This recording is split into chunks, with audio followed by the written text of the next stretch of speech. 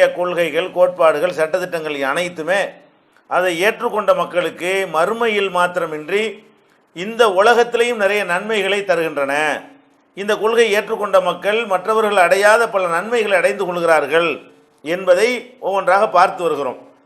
அதில் நேற்றைய தினம் பெண்களுக்கு இஸ்லாம் எத்தகைய உரிமைகளை எல்லாம் வழங்கி இருக்கிறது, இந்த உரிமைகள்லாம் உலகத்தில் யாரும் வழங்காத காலகட்டத்திலே வழங்கி எவ்வளவு கண்ணியப்படுத்தி இருக்கிறது என்பதை பார்க்குறோம். அதில் ஒரு பகுதியாக பெண்களில் வந்து கணவனை பிடிக்கலைன்னு சொன்னால் அவங்களுக்கு வேண்டாம்னு சொல்லக்கூடிய ஒரு உரிமை கொடுக்கணும். அந்த நேரத்துலையும் அவங்களுக்கு ஜீவனாம்சம் கொடுக்கணும். அப்போ அந்த சொத்துரிமை எப்படியெல்லாம் இஸ்லாம் வழங்குதுன்னு கேட்டால், சம்பாதிச்சா சொத்துரிமை, அதே மாதிரி வாரிசு முறையில் சொத்துரிமை, அதே மாதிரி வந்து திருமணம் செய்யும் பொழுது சொத்துரிமை, மகருங்கிற பேரில் திருமணம் வேணாண்டு மறுத்தா கூட சொத்துல உரிமை. அதுக்காக தான் அந்த டைவர்ஸுக்கு பிறகு ஜீவனாம்சத்தை பற்றி பேசணும், சொத்துரிமைக்காக வேண்டி. அப்போ இந்த சொத்துரிமை என்பது முக்கியமான ஒரு உரிமை. இந்த உரிமை இன்றைக்கு வரைக்கும் கூட பல சமுதாய மக்களுக்கு கிடைக்கலைங்கிறது உங்களுக்கு தெரிய வேண்டும். முஸ்லிம்களுக்கு, முஸ்லிம் அல்லாத பெண்கள் வந்து தங்கள் பேரில் எந்த சொத்தையும் வைத்துக் கொள்ள முடியாத நிலையில் இருக்கிறார்கள். ஆனால் முஸ்லிம்கள் முஸ்லிமாக இருக்கிற ஒரே காரணத்தினால தங்களுடைய குடும்பத்தாருடைய சொத்துக்களிலிருந்து வாரிசுகளாக இருக்கிறார்கள். இதுலையும் சில பேர் மார்க்கத்தை அறியாத சில பேர் அநீதி இழைக்கிறார்கள். நாளடைவில் அந்த மாற்றம் ஏற்பட்டுவிடும். அடுத்த சொத்துரிமையாச்சா, அடுத்து வந்து திருமணம் செய்து கொள்கிற உரிமை, மன வாழ்க்கை தேர்ந்தெடுக்கிற உரிமை. அதுபோக இந்த மன வாழ்க்கை தேர்ந்தெடுக்கிறத பொறுத்த வரைக்கும் எந்த ஒரு பெண்ணாக இருந்தாலும் அனுமதி கேட்டுத்தான் கல்யாணம் பண்ணணுங்கிறத சட்டமாக்குனது இஸ்லாம் மட்டும்தான். அப்போ சம்மதம் பெற்றுத்தான் திருமணம் செய்யணும் என்கிற இந்த ஒரு சட்டத்துக்குள்ள குழந்தை திருமணம் அடிபட்டு போய்விடும், கட்டாய திருமணம் அடிபட்டு போய்விடும். இந்த சட்டங்கள்லாம் வருவதற்கு முந்தி அன்றைக்கு அறியாம காலத்து மக்களுடைய வழக்கப்படி நபிகள் நாயகம் ஸல்லல்லாஹு அலைஹி வஸல்லம் அவங்களும் ஆயிஷா நாயகியை திருமணம் செஞ்சாங்க. அப்போ இந்த சட்டம் வரலை. ஆனால் அதுக்கு பிறகு என்ன சட்டம் வந்து விட்டது என்று சொன்னால், எந்த ஒரு பெண்ணை திருமணம் செய்து கொடுப்பதாக இருந்தாலும் அந்த பெண்ணிடத்தில் வந்து அனுமதியும் உத்தரவும் வாங்கணும். அவங்க அனுமதி உத்தரவு வாங்காட்டி திருமணம் செல்லாதுங்கிற அளவுக்கு இஸ்லாம் சொல்கிறது. நபிகள் நாயகம் ஸல்லல்லாஹு அலைஹி வஸல்லம் அவர்கள் சொன்னார்கள், லா துன்கஹுல் ஐயுமு ஹத்தா துஸ்தாமர, விதவை பெண்ணாக இருப்பாளேயானால் அவள்கிட்ட உத்தரவு பெறாமல் திருமணம் செய்து கொடுக்கப்படாது. ஒலா துன்கஹுல் பிக்ரு ஹத்தா துஸ்ததன, அனுமதி வாங்காம கன்னி பெண்ணிட்ட திருமணம் செய்து கொடுக்கக்கூடாது என்று ரெண்டு பேருக்கும் சொல்றாங்க. பிரிச்சியே சொல்றாங்க. விதவைக்குன்னா சம்மதம் வாங்க வாங்கணும், கன்னி பெண்ணிட்ட சம்மதம் வாங்க தேவையில்லை என்று யாராவது வித்தியாசப்படுத்திடுவாங்களோ என்பதற்காக வேண்டி அதையும் சொல்றாங்க, இதையும் சொல்றாங்க. கன்னி பெண்ணாக இருந்தாலும் சம்மதம் வாங்கு, விதவையாக இருந்தாலும் சம்மதம் வாங்கு. அப்போ நபித்தோழர்கள்லாம் கேட்குறாங்க, அல்லாஹ்வுடைய தூதரே, ஓ கைஃப இதுனுஹா, அவங்க எப்படி சம்மதம் கொடுப்பாங்க, வெக்கப்படுவாங்களே, கன்னி பெண்கள்கிட்ட போய் உங்களுக்கு சம்மதமானு கேட்டால் வெக்கப்படுவாங்களேன்னா, இதுனுஹா சுமாத்துஹா அல்லது காலான் தஸ்குத்த, அவங்க வந்து மௌனமாக இருப்பாங்களே அதான் சம்மதம். சம்மதத்துக்கு மௌனமாக இருந்துருவாங்க. ஆட்சேபனைக்கு மௌனம் தேவையில்லை. ஆட்சேபனை சொல்வதற்கு வெக்கம் வராது, சம்மதத்தை சொல்வதற்கு வெக்கப்படுவாங்க. அப்போ ஆட்சேபனை செய்வதாக இருந்தால் ஆட்சேபனை செய்யட்டும், இல்லைன்னா சும்மா இருந்துட்டு போகிறாங்க என்று சொல்லி நபிகள் நாயகம் ஸல்லல்லாஹு அலைஹி வஸல்லம் அவர்கள் பெண்கள்கிட்ட சம்மதம் வாங்கணும் என்பதை சட்டமாக்குறாங்க. இது நீங்கள் யோசிச்சு பார்க்கணும். 1400 ஆண்டுகளுக்கு முன்னாடி இதை வந்து சொல்ல இயலுமா? இன்னைக்கு சொல்றாங்க கேட்டுக்கிற மாட்டேங்கிறான்னா, 1400 வருஷத்துக்கு முந்தி இருந்த காட்டுமிராண்டி காலத்தில் பெண்களை எவ்வளோ பெரிய இடத்துல இதை இஸ்லாம் வைக்கிறது. இதை நபிகள் நாயகம் ஸல்லல்லாஹு அலைஹி வஸல்லம் இந்த சட்டத்தை கொண்டு வரும் பொழுது பெண்கள்லாம் போர்க்கொடி தூக்கி போராடினாங்களா? பெண்களுக்கு உரிமையை கூட யாராவது கேட்டாங்களா? வாயில்லா பூச்சிகளாக இருந்தாங்க. அவங்களுக்காக ஒரு ஆம்பளை தான் கேட்க முடிஞ்சு. அப்போ நபிகள் நாயகம் ஸல்லல்லாஹு அலைஹி வஸல்லம் அவர்கள் வந்து பெண்கள் போராடாமலேயே, அப்படியான உணர்வுகள் இல்லாமலேயே, அந்த மாதிரியான ஒரு எதிர்பார்ப்பு இல்லாமலேயே, அதை உணராமல் கூட அந்த பெண்கள் இருந்த நிலையில கூட நபிகள் நாயகம் ஸல்லல்லாஹு அலைஹி வஸல்லம் சட்டம் கொண்டு வர்றாங்க, பர்மிஷன் இல்லாமல் பொம்பளை கல்யாணம் பண்ணக்கூடாது. இது புகாரியில் 5136, 6968, 6970, இன்னும் ஏராளமான இடங்களில் இது பதிவு செய்யப்பட்டிருக்கிறது. அப்போ அனுமதி வாங்கித்தான் திருமணம் செய்யணுங்கிற அளவுக்கு இந்த மார்க்கம் பெண்களுக்கு வந்து உயர்ந்த ஒரு மரியாதையை கொடுத்துருக்கிறது. அதே மாதிரி ஒரு அம்மா சொல்கிறாங்க, ஹன்சா பின்த்து கதாம்ங்கிற ஒரு அம்மா வந்து சொல்கிறாங்க, எனக்கு என் தகப்பனார் என்கிட்ட அனுமதி கேட்காம கல்யாணம் பண்ணி வச்சுட்டாரு, பிடிக்கல. இதை வந்து நபிகள் நாயகம் ஸல்லல்லாஹு அலைஹி வஸல்லம் வந்து நான் வந்து முறையிட்டேன், அல்லாஹ்வுடைய தூதரே, எனக்கு பிடிக்காத ஒரு இடத்துல என்னுடைய அனுமதி வாங்காம என்னுடைய தகப்பனார் எனக்கு கல்யாணம் பண்ணி வச்சுட்டாரு, இது என்ன நான் செய்ய என்று கேட்கும் பொழுது, ஃபரத்த நிக்காஹா, நபிகள் நாயகம் ஸல்லல்லாஹு அலைஹி வஸல்லம் அவர்கள் அந்த நிக்காஹ் ரத்து செய்தார்கள். புகாரில 6945வது ஹதீஸாக இது பதிவு செய்யப்பட்டிருக்கிறது. இதில் நம்ம என்ன விளங்குறது, ஒரு பெண்ணை வந்து சம்மதம் பெற்றுத்தான் திருமணம் செய்யணும், அது ஒரு தனி. அப்படி சம்மதம் இல்லாமல் கல்யாணம் பண்ணி வச்சு இருந்தா அது கல்யாணம் இல்லை, அந்த திருமணம் செல்லாது, ரத்து செய்யப்படும். அப்போ ஒரு பெண்ணுடைய சம்மதம் இல்லாமல் நடந்துட்டு அவர் என்ன பண்றது, நடந்துருச்சுல, அதெல்லாம் கிடையாது இஸ்லாத்தில். கேட்டியா, ஒத்துக்கிட்டாத பொம்பளை, ஒத்துக்கிறாம நீ கல்யாணம் பண்ணி வச்சீங்கன்னா கல்யாணம் பண்ணி வச்சாலும் செல்லாது.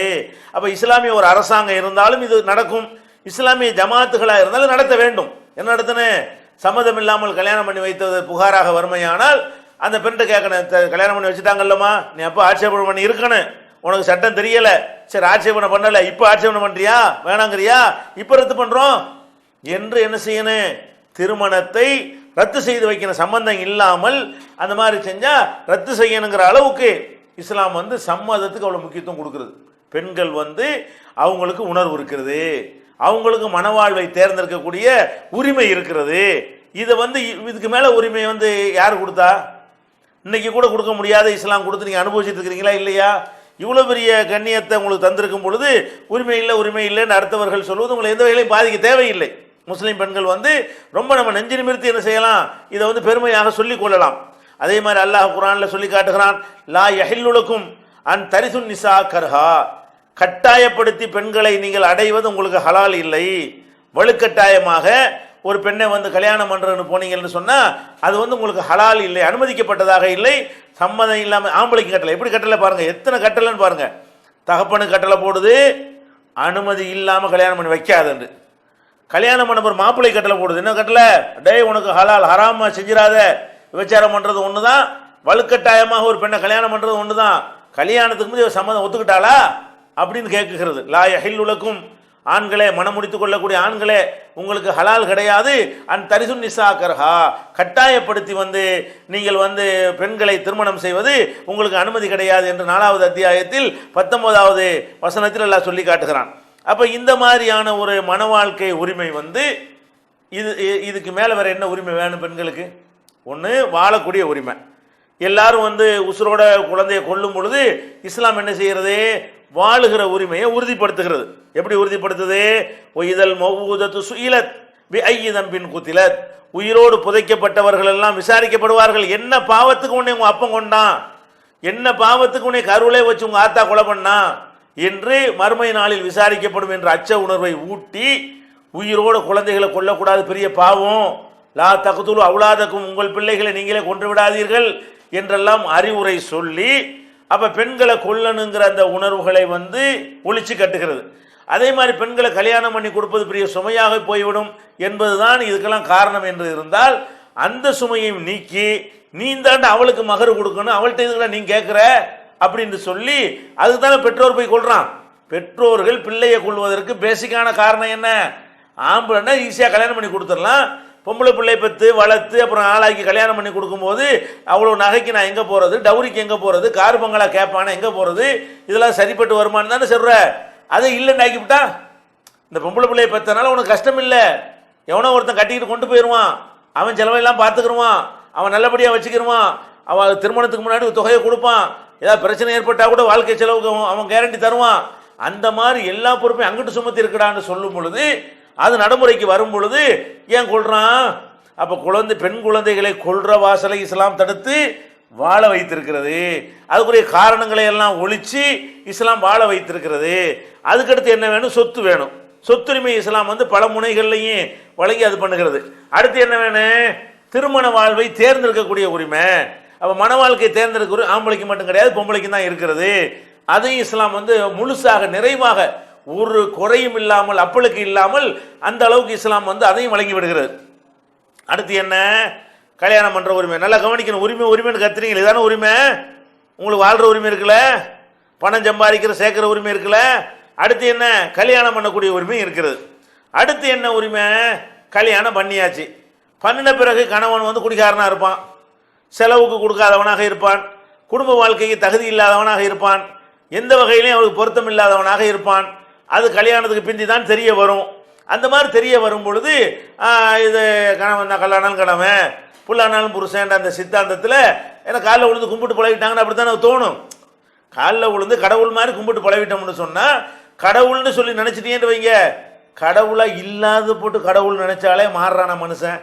அவனா ஒன்று செஞ்சு வச்சுட்டு அவனா கடவுளுங்கிறான். அது மாறுதா மனுஷன்ட்ட?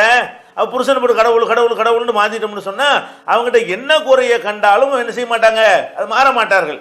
இஸ்லாம் என்ன பண்ணுகிறது? அதெல்லாம் அவன் கணவன்லாம் கிடையாது. எந்த அளவுக்கு கிடையாது தெரியுமா? நபிகள் நாயகம் ஸல்லல்லாஹு அலைஹி வஸல்லமுடைய காலத்தில் எல்லாம் என்னைக்கு கூட தான், இன்றைக்கு கூட பல சமூகங்களில் இது நீங்கள் பார்க்கலாம். அப்போ கணவன் காலில் மனைவி விழுவது. இப்போ நபிகள் நாயகம் ஸல்லல்லாஹு அலைஹி வஸல்லம் அவங்கள்ட்ட வந்து ஒரு தோழர்கள் பல தோழர்கள் கேட்குறாங்க. அப்போ இந்த கேட்கும்போது என்ன கேட்குறாங்கன்னு கேட்டால், பல ஊர்களுக்கு நாங்கள் போகிறோம், அந்த நாட்டு தலைவர்களுடைய கால்களில் அந்த நாட்டு மக்கள்லாம் கீழே விழுந்து சஜிதா செய்யக்கூடிய காட்சியை பார்க்குறோம். நீங்கள் எவ்வளோ தகுதியான ஒரு ஆள், அவங்கள விட உங்கள் காலில் நாங்கள் விழ போகிறோம் என்று நபிகள் நாயகம் ஸல்லல்லாஹு அலைஹி வஸல்லம் அவங்கள்ட்ட பல சஹாபாக்கள் வந்து கேட்கும் பொழுது அவங்க என்ன பதில் சொன்னாங்க? லவ் குன்து ஆமுர அஹதன் யஸ்ஜுது லி அஹதின் லஅமர்துல் மர்அத அன் தஸ்ஜுது லி ஜௌஜிஹா. எந்த ஒரு மனிதனையாவது எந்த ஒரு மனிதனுக்காவது காலில் விழுவதற்கு நான் அனுமதிப்பதாக இருந்தால் கணவன் காலிலே மனைவியை விழ நான் அனுமதித்திருப்பேனே. நபிகள் நாயகம் ஒரு ஆதாரம் காட்டுறாங்க. கணவன் காலில் எல்லாரும் மனைவிலாம் உழுந்துக்கிட்டு இருந்தீங்க, அதை சரி கண்டுகிட்டு இருந்தீங்க, அது தப்பு இல்லைன்னு எல்லாரும் நினச்சிக்கிட்டு இருந்தீங்க, நான் அதை வந்து உடைச்சேன். நபிகள் நாயகம் சொல்கிறாங்க, புருஷங்காலில் பொண்டாட்டி உள்ளுன்னு தான் எல்லாரும் நினச்சிக்கிட்டு இருந்தீங்க, அவன் கடவுளாக்குன்னு தான் நினச்சிக்கிட்டு இருந்தீங்க, நான் தானே உடைச்சேன். அப்போ மனைவி வந்து கணவன் காலில் விழுவதை தடுத்திருக்கிறேன், நான் தடுத்திருக்கும் பொழுது எப்படி என் காலில் நீ விழுவ? நான் கொண்டு வந்த பேசிக் அடிப்படைக்கு இது மாற்றமாக இருக்கிறத. மனுஷன் காலில் விழக்கூடாது, இதுதான் பேசிக். நான் கொண்டு வந்த அடிப்படை என்ன? மனிதன் காலில் விழக்கூடாது. அப்படி இருக்கும் பொழுது நீ எப்படி என் காலில் விழுவலாம்? என் காலில் விழுவ அனுமதிக்கிறதா இருந்தால் அதுக்கு முன்னாடி புருஷன் காலில் பொண்டாட்டி விழுவ சொல்லியிருப்பேனே. ஏன் அது ஊர் உலகம்லாம் ஒத்துக்கிட்ட விஷயமாச்சே. அப்போ ஊர் உலகம் எல்லாம் எதை சாதாரணமாக அனைவரும் ஏற்று செயல்படுத்தி கொண்டிருக்கிறார்களோ அது கூட பெண்களை இழிவுபடுத்துமானால், பெண்களுடைய உரிமையை பறிக்குமையானால், பெண்களுடைய சிந்தனை திறனை மழுங்கடிக்க செய்மையானால், நமக்கு வேற போக்கிடமே இல்லை என்று பெண்களை இடிஞ்சு போய் உட்கார வைக்குமையானால் அதை உடைச்சு தகர்த்து எறிவேன் என்று சொல்லி நபிகள் நாயகம் ஸல்லல்லாஹு அலைஹி வஸல்லம் அவர்கள் ஆம்பளை காலில் பொம்பளை விழக்கூடாது என்று சொன்னாங்களா இல்லையா? அப்படியான ஒரு நிலை இருக்கும் பொழுது இப்போ என்ன பண்ணணும்? கல்யாணம் பண்ணிட்டோமா, நீ எனக்கு சுகம் தரணும், நான் உனக்கு சுகம் தரணும், நீ என்னையை நல்லபடியாக நடத்தணும், நான் உன்னையை நல்லபடியாக வச்சுக்கிறணும். அதுக்கு தான் நம்ம ரெண்டு பேரும் கல்யாணம் பண்ணியிருக்கிறோம். நீ செய்கிற முறை, நீ என்னை நடத்தக்கூடிய விதம் எனக்கு பிடிக்கல, உன்னோடு நான் வாழ முடியாது அப்படிங்கிற ஒரு நிலைமைக்கு ஒரு பெண் வந்தால் என்ன செய்யணும்?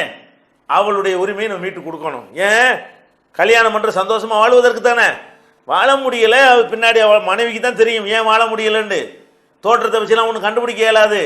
அப்போ மனைவி வந்து அவள் சொல்கிறா, இவனோட எனக்கு வாழ முடியலை, இப்போ என்ன பண்ணணும்? அதெல்லாம் முடியாட்டாலும் இருமா, கல்யாணம்னு ஒன்று ஆட்சியில் அப்புறம் என்ன பண்ணுறது அப்படின்னு சொன்னால் அவன் நாளைக்கு வேறு மாதிரி தவறான வழிக்கு போய்ட்டு என்ன செய்கிறது? இன்னைக்கு நாட்டில் நடக்குதே. இஸ்லாம் வந்து இந்த விவாகரத்து முறையை லேசாக்கி இருக்கிறத குறை சொல்லக்கூடியவங்க, ஆண்களுக்கு போலவே பெண்களுக்கு விவாகரத்து முறையை எளிமையான முறையில் வழங்கி இருக்கிறத இஸ்லாம், அதை குறை சொல்லக்கூடியவங்க இன்னைக்கு நாட்டில் நடக்கிற கூத்தை பார்க்குறோம். என்ன பார்க்குறோம்? ஒரு பெண்ணு வந்து ஒரு புருஷனோட வாழ்ந்துக்கிட்டு இருக்கிறா, அவன்கிட்ட ரிலீஸ் ஆக முடியல, பிடிக்கல, அவனோட வாழ்வது பிடிக்கவில்லை. பிடிக்காட்டி என்ன பண்ணணும்? நீ புருஷன் இல்லை நான் பொண்டாட்டி இல்லைன்னு பிரிஞ்சுக்கிறதுக்கு உரிமை இருந்துச்சுன்னு சொன்னால் அவள் பாட்டுக்கு அழகாக பிரிஞ்சு வந்துடலாம். அவளுக்கு மானமும் காப்பாற்றப்படும், அவளுக்கு மறுவாழ்க்கையும் கிடைக்கும், அந்த புருஷனுக்கு எந்த பிரச்சனையும் வராது. ஆனால் என்ன நடக்குது? இவங்க போட்டுக்கிற மனித குலத்துக்கு கேடு செய்யக்கூடிய சட்டங்களை போட்டு பிடிக்கலேன்னு சொன்னால் விவாகரத்துக்கு போட்டு இழுண்டு 7 வருஷத்துக்கு இழுத்து அப்புறமேலே அவன் ஏண்டா இந்த கோர்ட்டுக்கு போகணும், ஏண்டா இதை ஒரு பிரச்சனை ஆக்கணும்னு நினைக்க வச்சு இதெல்லாம் பார்க்குறாங்களா? அப்போ என்ன பண்ணுறா பொம்பளை? பேப்பரில் இன்னைக்கு நாளுக்கு நாள் அதிகரிச்சுக்கிட்டு போகிறது. என்ன அதிகரிக்குது? கணவனை பிடிக்காத ஒரு பெண்ணு கணவனை கொல்றா, இன்னொருத்தனோட சேர்ந்துக்கிட்டு கொல்றா. அந்த மாதிரியான தப்பான உறவு வைத்திருக்கிறத புள்ள பார்த்துட்டாங்கிறதுக்காண்டி புள்ளைய போய் கொல்றா. ஏன் இதை தப்பான உறவு நீங்கள் வைக்கிறீங்க? சட்டப்பூர்வமாக்குங்க. கணவனோட வாழ்றாள், பிடிக்கலையில கணவன் பிடிக்கலன்னு தானே இன்னொருத்தனோட தொடர்பு வைக்கிறா. அப்போ என்ன செய்யணவ? ஒரு இஸ்லாமிய பெண்ணாக இருந்தால் இஸ்லாம் என்ன உரிமை வழங்குது? புருஷன் உனக்கு பிடிக்கலையா, வேற மாதிரி போயிடும்னு நினைக்கிறியா? நீ ஹராமானதை செஞ்சு பாவத்தை செஞ்சு நரகத்து கொல்லிக்கொட்டையா மாறாத, உன்னுடைய மறுமை வாழ்க்கையை பாழாக்கிறாத, இந்த உலகத்தில் கேவலத்தை நீ அடைஞ்சிராத, எல்லாரையும் முறை கண்ணியமாக சமுதாய தலை நிமிர்ந்து நில்லு. என்ன பண்ணனே, ஜமாத்தில் முறையிட்டு இந்த மாதிரி எனக்கு இந்த புருஷனோட எனக்கு வாழ எனக்கு பிடிக்கவில்லை, நீங்கள் அதை ரத்து பண்ணி வச்சிருங்க. புருஷனை என்ன பண்ணனே, இந்த ஆம்பளைட்ட ஒன்று கிறுக்கு பிடிச்சிருக்கு. என்னது, மனைவிக்கு பிடிக்கலன்னு சொன்னான்னா என்னமோ பைத்தியம் பிடிச்ச புனச்சரி போயிட்டு அப்படின்னு இருக்கணும். அந்த மாதிரியான ஒரு அடிப்படையில் அதை எடுத்துக்கொண்டு இருந்தால் இவன் கொல்லப்பட்டிருப்பானா? இவன் ஒருத்தனோட தப்பான முறையில் ஹராமான முறையில் ஒரு உறவு கொண்டு தன்னுடைய வாழ்க்கையை சீரழிச்சிருப்பாளா? புருஷனை கொல்லுவாளா? பெத்த பிள்ளையை கொல்லுவாளா? அப்போ இதுக்கெல்லாம் காரணம் என்ன? இஸ்லாம் மனித குலத்துக்கு அழகான நன்மைகளை வழங்கக்கூடிய சட்டத்தை சொல்லி இருக்குது. இந்த சட்டத்தை ஒத்துக்கிற மாட்டேங்கிறாங்க. அதுவா நாளுக்கு நாள் புருஷனை பொண்டாட்டி கொள்றதும் பொண்டாட்டியை புருஷன் கொள்றதும், விவாகரத்தை கஷ்டமாக்கின காரணத்தினால ஸ்டவ் அடித்து பொம்பளை பிள்ளையா சாவுறதும், இந்த மாதிரி புருஷனை பொண்டாட்டி கொண்டுட்டு பல கூத்துக்கள் நடந்து கொண்டு கொடுமைகள் நடந்து கொண்டே இருக்கிறது. அப்போ இஸ்லாம் என்ன பண்ணுது? நபிகள் நாயகம் ஸல்லல்லாஹு அலைஹி வஸல்லம் அவங்களுடைய காலத்தில் ஒரு வழக்கு வருகிறது. ஒரு பெண்ணு முறையிடுறாங்க. அப்போ இதை கவனிக்கணும். ஒரு பெண்ணு முறையிடுறாங்கண்டா எப்படி? அந்த காலத்தில் 1400 வருஷத்துக்கு முன்னாடி பெண்கள் எனக்கு இந்த புருஷன் சரியில்லைன்னு திறந்து ஒரு நீதிமன்றத்தில் முறையிட இயலுமா? நபிகள் நாயகம் தான் நீதிமன்றம். அன்னைக்கு நபிகள் நாயகம் இறை தூதர் மாத்திரம் இல்லை, அவங்க தான் ஜனாதிபதி, அவங்க தான் சக்கரவர்த்தி மாத்திரம் இல்லை, அவங்க தான் சுப்ரீம் கோர்ட் ஜட்ஜி, அவங்க அளிக்கிறதான் தீர்ப்பு. அப்போ எல்லாமாக அவங்க தான் எல்லாமே. அந்த சமூக அமைப்பில் தலைவர் அவங்க தான், ஜனாதிபதியும் அவங்க தான், பிரதமரும் அவங்க தான், அல்லாஹ்வுடைய தூதரும் அவங்க தான், சட்டங்களை வகுக்கிறவங்களும் அவங்க தான், வகுத்த சட்டத்தின்படி தீர்ப்பளிக்கிறது அவங்க தான். இப்படி எல்லா அதிகாரத்தையும் தன் கையில் வைத்திருந்த நபிகள் நாயகம் ஸல்லல்லாஹு அலைஹி வஸல்லம் அவங்கள்ட்ட அந்த அம்மா என்ன செய்யறாங்க? முறையிடுறாங்க. என்ன முறையிடுறாங்க? அல்லாஹ்வுடைய தூதரே, என் கணவரோட நான் வாழ்ந்துகிட்டு இருக்கிறேன், அவருடைய குணத்தில் எனக்கு எந்த குறையும் பார்க்க முடியலை, நல்லா தான் கவனிச்சுக்கிறாரு, நல்ல முறையில் என்னோட நடந்து கொள்கிறாரு, அவருடைய குணத்திலேயோ நடத்தையிலேயோ நான் ஒரு குறையும் காணவில்லை. ஆனாலும் இஸ்லாத்தில் இருந்து கொண்டே நான் ஒரு குஃப்ரான இறை மறுப்பான ஒரு நன்றி கெட்ட காரியத்தை செய்து விடுவேனோ, வலாக்கின் அக்ரஹுல் குஃப்ர ஃபில் இஸ்லாம் என்று அந்த அம்மா சொல்றாங்க என்று நான் பயப்படுறேன். நான் ஒரு முஸ்லீமா இருந்துக்கிட்டு ஒழுங்கான முஸ்லீமா நான் வாழணும், முஸ்லீமாவும் இருந்துக்கிட்டு புருஷனுடைய வாழ்ந்துக்கிட்டு நான் வேற மாதிரி போயிட்டா தப்பா போயிடும், அல்லாட்ட குற்றவாளி ஆயிடுவேன். அதனால எனக்கு என்ன வழி சொல்றீங்க? என்ன கேட்கறது விளங்குதா? என்னுடைய கணவன் நல்ல குணமுள்ளவராக இருக்கார், நடத்த உள்ளவராக இருக்கார், அது மாத்திரம் வாழ்க்கைக்கு போதாது. அதனால் நான் அவரோட வாழ்க்கை நடத்தினால் நான் வேற மாதிரி போயிடுவேன், நான் தப்பான காரியங்கள் செய்து விடுவேன், நான் இறை நிராகரிப்பு செய்து விடக்கூடிய நிலைக்கு நான் தள்ளப்பட்டுருவேன் என்று நான் பயப்படுகிறேன், எனக்கு வழி சொல்லுங்க. அப்போ நபிகள் நாயகம் ஸல்லல்லாஹு அலைஹி வஸல்லம் பண்றாங்க, சரி நீ மஹரா என்ன வாங்கின? என்னுடைய கணவர் ஒரு தோட்டத்தை எனக்கு எழுதி கொடுத்துருக்கிறாரு, ஒரு தோட்டத்தை கொடுத்து கல்யாணம் பண்ணியிருக்கிறார். அதான் மகருக்கு நல்லா விளைக்கணும். மகருனா 11,000 ரூபா கொடுக்கறது மகர் அல்ல. ஒரு கணிசமான கண்ணியமான சக்திக்கு உட்பட்டு தகுதிக்கு உட்பட்டு ஒரு தொகையை நம்ம கொடுக்கணும். ஆண்கள் மனம் முடிக்கக்கூடிய பெண்களுக்கு கொடுக்கணும். அதுக்கான இப்போ இல்லாதவங்க முடிச்சுட்டு இப்போ வீட்டை வைத்து வாசல் வைத்து கொடுக்கணும் அர்த்தம் கிடையாது. சக்திக்கு உள்ள அளவு ஏன்ற அளவு கொடுக்க வேண்டும். அப்போ அவர்கிட்ட இருந்துச்சு கொடுத்துருக்கிறார், தோட்டத்தை கொடுத்து விட்டார். அப்போ நபிகள் நாயகம் ஸல்லல்லாஹு அலைஹி வஸல்லம் என்ன கேட்குறாங்க? தருத்தீன் அலை ஹதீகத்தஹு, அவர் உனக்கு மகராக தந்த தோட்டத்தை நீ திருப்பி கொடுத்துறியா? ஏன் அவர் உன்னை வேணான்னு சொல்ல, நீ தான் வேணாங்கிற. வேணான்னு சொல்லக்கூடிய கோரிக்கை ஒன் சைட்லேருந்து வர்ற காரணத்தினால அவர்கிட்ட நீ மகரா வாங்குறத நீ கொடுக்க நீ வச்சுக்கிற முடியாதுமா. திருப்பி கொடுத்துறியா? ஓ திருப்பி கொடுத்துட்றேன். உடனே ரத்து பண்ணிடுறாங்க. நிக்காக நினைஞ்சிடறாங்க. அப்போ நீ புருஷனும் அவர் புருஷனும் இல்லை, நீ பொண்டாட்டியும் இல்லை. எவ்வளோ எளிமை! இது நல்லதா கெட்டதா? இது இல்லாமல் வேற மாதிரி இருந்தால் என்ன ஆயிருக்கு? அதெல்லாம் கிடையாதுமா, கல்யாணம் பண்ணால் அப்படித்தாம்மா இருக்கணும். புருஷனை லேசன் நினச்சிட்டு இருக்கிறியா அவர் அப்படின்னு சொன்னால் என்ன நடக்கும்? இந்த பெண்கள் தப்பான வழிக்கு போவாங்க, அல்லது வேற ஒருத்தனோட தவறான தொடர்பு வைப்பாங்க. இவன் இடைஞ்சலாக இருந்தால் இவனுக்கு இடைஞ்சலாக ஏதாவது பண்ணி விட்டு போயிடுவாங்க. அப்போ அது இந்த காலத்தில் ரொம்ப ஈஸியாக சர்வசாதாரணமாக இந்த பேப்பரில் பார்த்தோன்னே இது மாதிரி நம்மளும் செஞ்சால் என்னங்கிற மாதிரி சொல்லி கொடுத்துட்றாங்க. அப்போ இதெல்லாம் பார்க்கக்கூடிய நேரத்தில் பெண்களுக்கு உள்ள நன்மை என்ன? பிடிக்கலைன்னா ரத்து பண்ணால் நன்மை. ஆனால் ஆண்களுக்கு விவாகரத்து உரிமை இஸ்லாம் கொடுத்துருக்குத, அது கூட பெண்களுக்கு நன்மை இல்லையா? ஆம்பளைக்கு பொம்பளையை பிடிக்கலைன்னா என்ன பண்ணுவான்? பிள்ளைக்கு ஆம்பளையை பிடிக்காட்டாலும் அவளை ரத்து பண்ணிக்கலாம். சிம்பிளா எளிமையாக ரத்து பண்ணணும். கஷ்டமாக இருந்துச்சுன்னு வைங்க, இப்போ போய் புருஷனை பிடிக்கல, இப்போ கோர்ட்டில் போய் நம்ம 5 வருஷம் கழித்து டைவர்ஸ் வாங்கணும்னு சொன்னால் 5 வருஷம் வரைக்கும் அவளுக்கு வாழ்க்கை வேணும், வாழ்க்கை கிடைக்காது. அதுக்கப்புறம் கோர்ட்டு சொன்ன பிறகு நம்ம வேற ஒருத்தனை இதெல்லாம் சரிப்பட்டு வருமானு சொல்லி நாளைக்கே கதையை முடிக்கிற காரணமே என்ன? இந்த விவாகரத்தை சவ்வு மாதிரி இழுக்கிறாங்க பாருங்க. அந்த மாதிரி சட்டங்களை வகுத்து வச்சுக்கிற காரணத்தினால தான் அது மனித குலத்துக்கு நன்மை செய்வதற்கு பதிலாக பெரிய பெரிய கேடுகளை செய்து கொண்டிருக்கிறது. கேடுகள் கண்முன்னே பளிச்சென்று தெரிந்தால் கூட அதை உணராத அளவுக்கு அவர்களுடைய மூளையில திரை போடப்பட்டிருக்கிற அனுபவங்களை கொண்டு மனிதன் கற்றுக்கொள்ள வேண்டும். ரிசல்ட்டை வச்சு என்ன செய்யணும்? சாராயம் குடிச்சு செத்தாண்டோன்னு கரெக்டாக கண்டுபிடிக்கல இல்லையா? கள்ளச்சாராயம் குடிச்சு அத்தனை சாவுண்டா உடனே தடுக்கிறீங்களா இல்லையா? அப்போ அந்த மாதிரி தானே நடந்துகிட்டு இருக்கிறது. அப்போ தடுக்க வேண்டிய ஒரு விஷயம். ஆனால் எவனுக்குமே புரிய மாட்டேங்குது. அதே மாதிரி ஆம்பளை என்ன செய்கிறான்? கல்யாணம் பண்ணுறானா, பொண்டாட்டிட்டு வாழ்கிறானா, பிடிக்கல. என்ன பிடிக்கல? எத்தனை விஷயங்கள் பிடிக்காமல் இருக்கலாம். ஏதோ ஒரு காரணத்துக்காக வேண்டி பிடிக்கவில்லை. இதெல்லாம் உள்ள நுழைஞ்சு உடைச்சிட்டு கேட்கக்கூடாது. ஆனால் திருமணத்தை முயற்சி 2-3 தடவை ஆலோசனை பார்க்கணும். சேர்ந்து வாழ்ப்பா, கொஞ்சம் 2 நாளைக்கு தற்காலிகமாக பிரிஞ்சிரு, அப்படி பல மாதிரி 2 நடுவர்கள் வச்சு பேசிப்பார், எல்லாம் சொல்லி பார்த்துட்டோம் அறிவுரையெல்லாம். அதுக்கு பிறகு அவன் கான்ஃபிடென்ட்டாக முடியாது, நம்மளால் சேர்ந்து வாழ இயலாதுங்கிற. இப்போ என்ன பண்ணணும்? இதெல்லாம் முடியலையா?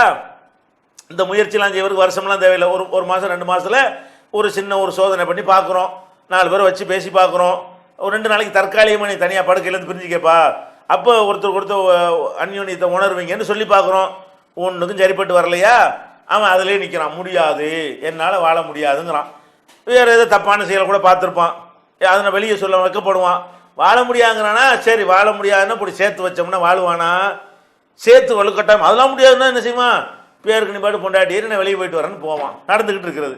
சின்ன வீடு வைக்கிறலாம் காரணம் தானே. அவன் மனைவியோடு வாழ்றான் தான் வாழ்வான். வாழ முடியாதுன்னு நிலையில் பிடிச்சி வலுக்கட்டாயமாக சேர்த்து வச்சா என்ன செய்வான்? வேறு மாதிரி தப்பான வழிக்கு போவான். அல்லது என்ன செய்வான்? கல்யாணம் தான் பண்ணணுன்னு ஆசைப்பட்டான்னு சொன்னால் இவன் இருக்கிறது தான் இடைஞ்சலாக இருக்கும், இவளை காலி பண்ணிவிட்டா ஈஸியாக. கோர்ட்டில் போய் 5 வருஷம் கழிச்சு விவாகரத்து வாங்குறத விட 5 நிமிஷத்தில் கதையை முடிச்சிடலாமே. அவன் பாட்டுக்கு என்ன செய்யறான்? மண்ணெண்ணெய் ஊற்றி கொளுத்தி விட்டு ஸ்டவ் சமைச்சிக்கும் போது ஸ்டவ் அடித்து செத்து போயிட்டாங்கிறான். அது ஊர் உலகம்லாம் நம்புது. இவன் மேலே எந்த ஒரு கேஸும் வரமாட்டேங்குது. ஸ்டவ் அடித்து லெமன்ஸ் ஆகும்னு பேப்பரில் போட்டு விட்டா டாபிக் ஓவர். அப்போ ஈஸியாக போயிடுதுல. அப்போ இந்த விவாகரத்தை கஷ்டமாக்கி வச்சா பெண்களுக்கு பெரிய கேடு. எவ்வளோ பெரிய நன்மை தந்திருக்குது. அதான் ஆம்புக்கு பொம்பளையை பிடிக்காட்டாலும் பொம்பளைக்கு ஆம்பளையை பிடிக்காட்டாலும் ஈஸியாக பிரிஞ்சுக்கிறங்க, ரொம்ப நல்லது. நீ பாட்டு ஓமலியை பார்த்துட்டு போயிட்டு இருக்கலாம். உசுரோட உலகத்தில் வாழ்ந்துக்கிட்டாச்சும் இருப்பா. மறுமணம் இல்லாத சமுதாயம் தான் அதுக்கு போட்டு கவலைப்படணும். பிடிக்காட்டி போட, நான் வேற வாழ்க்கை நான் பார்த்துக்கிட்டு போகிறேன். அது மாதிரி இவளுக்கு அவனை பிடிக்காட்டி இவன் வேற வாழ்க்கையை பார்த்துட்டு போயிட்டு அவன் வேற ஒரு வாழ்க்கையை பார்த்துட்டு போகிறான். சந்தோஷமாக இருப்பீங்கல்ல, கொலை நடக்காதுல்ல, ஒருத்தருக்கு எதிராக ஒருத்தர் அநீதி நடக்காதா இல்லையா? அப்போ அந்த மாதிரியான ஒரு சமூகத்தை உண்டாக்குனால் இதெல்லாம் நடக்காது, பேப்பர் செய்தியே வராது. அவங்கதா. அப்போ இஸ்லாத்தில் இதெல்லாம் கடைப்பிடிக்கப்படுற காரணத்தினால தான் இந்த மாதிரி சில முஸ்லீம்களுக்கு இது தெரியலை, சில ஜமாத்தார்கள் இந்த உரிமையை கொடுக்கலன்னா அங்கே இதெல்லாம் நடந்துடும். இஸ்லாம் கரெக்டாக வழங்கிருச்சு. நீங்கள் சில எங்கேயாவது அதை எடக்கு முடக்கு பண்ணி வச்சுருந்தீங்கன்னு சொன்னால் அப்போ வேண்டாம் பெண்களுக்கு உரிமை கிடைக்காம இருக்கும். இது நல்லதா கெட்டதா? இப்போ சொல்லுங்கள். இவ்வளவு லேசாக பிரிந்து கொள்ளக்கூடிய வாய்ப்பு இருப்பது நமக்கு நல்லதா கெட்டதா? அதே நேரத்தில் அதுக்காக எடுத்தங்க எடுத்துன்னு போகக்கூடாது. 2 பேருமே அல்லாஹ் என்ன பண்ணுறான்? பொய்யின் கருகி தூமுகுன்ன, அவங்கள உங்களுக்கு பிடிக்காவிட்டால் கொஞ்சம் முடியுமான்னு பாருங்க, சகிக்க முடியுமான்னு பாருங்க. ஏன்? அசான் தக்ரஹு ஷையன், நீங்கள் ஒன்றை வெறுக்கலாம், ஒன்று பிடிக்காமல் உங்களுக்கு இருக்கலாம். ஒயஜல் அல்லாஹு ஃபீஹி ஹைரன் கதீரா, அதில் அல்லாஹ் அநேக நன்மைகளை வைத்திருக்க கூடும். 4வது அத்தியாயத்தில் 19வது வசனத்தில் அல்லாஹ் சொல்லி காட்டுகிறான். அப்போ அந்த மாதிரி எல்லாம் இஸ்லாம் என்ன செய்கிறது? மன வாழ்க்கையை ரத்து செய்யக்கூடிய ஒரு உரிமையையும் பெண்களுக்கு வழங்கி இருக்கிறது. இது நன்மையா இல்லையா? ஈஸியாக ரத்து பண்ணிட்டு போயிடலாம். அவங்கள ரத்து பண்ண பிறகு அதெல்லாம் கிடையாது. அதுலேயும் எல்லாம் சொல்லி காட்டுறான். திருமணத்தை பெண்களுக்கு சில பேர் நம்ம பார்க்குறோம், நம்ம சமுதாயத்திலையும் விளங்காத மார்க்க சட்டம் அறியாத காரணத்தினால பார்க்குறோம், வேறு சமுதாயங்களில் பார்க்குறோம்.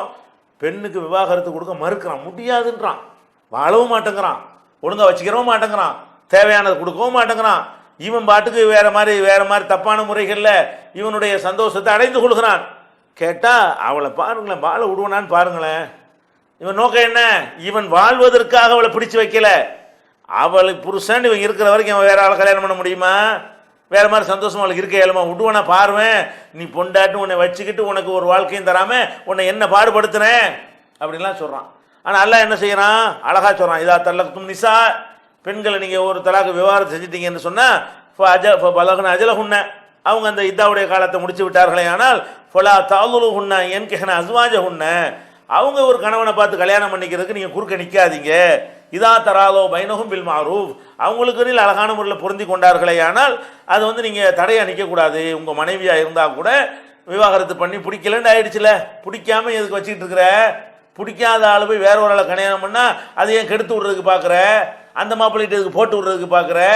அது செய்யக்கூடாது. தடுத்து விடாதீர்கள். தாலிக்க யூ அல்பிஹி மன்கான மின்கும் யூமினு பில்லாஹி வல் யௌமில் ஆகிர். அல்லாஹ்வையும் இறுதி நாளையும் யார் நம்புகிறார்களோ அவர்களுக்கு இந்த அறிவுரை என்னால் சொல்லப்படுகிறது. இறைவனாகிய படைத்தவனாகிய உங்களுடைய கடவுளாகிய நான் சொல்றேன், இதை ஒழுங்கா கேட்டுக்க என்ற அளவுக்கு இஸ்லாம் என்ன செய்கிறது, இதை நமக்கு உத்தரவு போடுகிறது. அதே மாதிரி டைவர்ஸ் இல்லாமல் கணவன் இறந்து போயிடுறான், இறந்து போன காரணத்தினால அவங்க விதவையாக இருக்கிறாங்கன்னு சொன்னால் அப்போ என்ன பண்ணுறது, அதையும் எல்லாம் சொல்லி காட்டுகிறான். உள்ளதீன யுத்தவஃபூன மின்கும், ஆண்கள் இறந்து விட்டார்களே ஆனால் எதரும் அஸ்வாஜன் மனைவிமார்களை விட்டுட்டு போயிருப்பார்களே ஆனால் எத்தரப்பசன அம்புசிகின் அர்பாத்தாசுரின் வாஷரா 4 மாதம் 10 நாள் அவங்க மறுமணம் செய்யாமல் காத்திருக்கணும். புருஷன் இறந்தவொடனே நாளைக்கு போய் கல்யாணம் பண்ணிடக்கூடாது. ஏன், புருஷனுடைய வாரிசு வயிற்றில் உண்டாயிருக்கலாம், அதை சுமந்துட்டு போய் வேற ஒருத்தனை கல்யாணம் பண்ணி அவனுக்குடைய வாரிசு இவனுடைய வாரிசு ஆக்கிடக்கூடாது. உடல் ரீதியாக அவங்களுக்கு ஒரு பிரச்சனை இருக்கிற காரணத்தினால இதை அல்லாஹ் என்ன செய்யறான், ஒரு 4 மாதம் 10 நாள் மறுமணம் செய்யாமல் காத்துக்கிட்டீங்க.